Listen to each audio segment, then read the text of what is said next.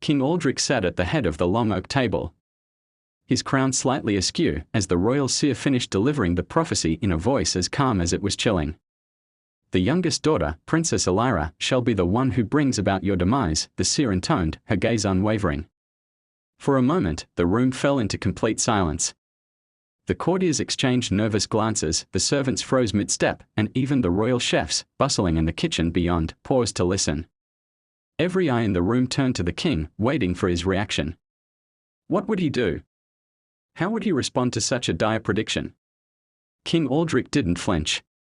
He merely took a slow sip of wine from his goblet, then set it down with a soft clink. He raised an eyebrow at the seer. "Is that all?" he asked calmly, his voice carrying effortlessly across the room. The seer nodded. "That is all, Your Majesty." Aldrich nodded thoughtfully, his hands steepled in front of his chin. "Well then," he said with a wry smile, turning his attention to the royal family gathered around the table. His eldest daughter, Princess Iriana, shifted nervously in her seat. His second-born, Prince Thaddeus, fidgeted with his fork. But his youngest, Princess Elira, looked at him with wide, innocent eyes.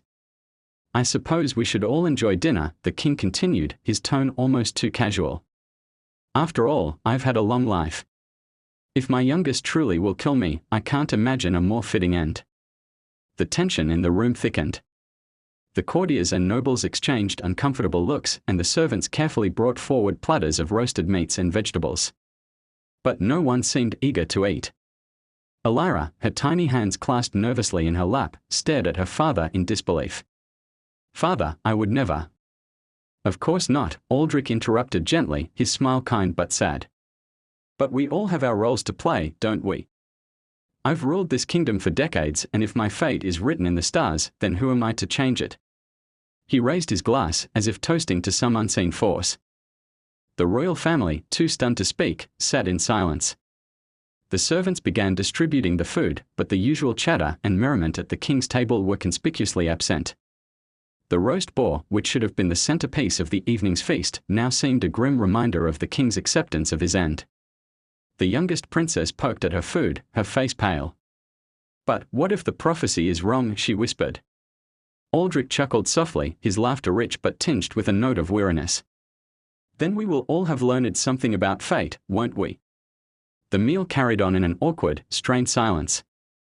The king's calm acceptance of the prophecy cast a shadow over the table, turning what should have been a grand feast into a strange, somber affair.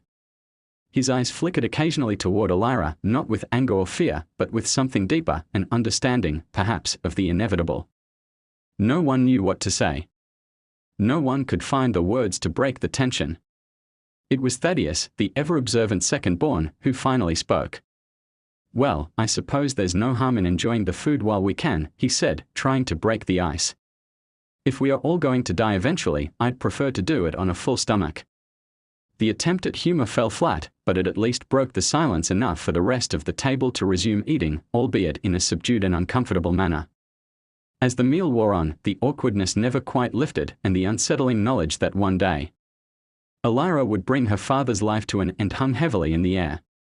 It wasn't the fate they had hoped for, but it was one they would face together, for better or worse.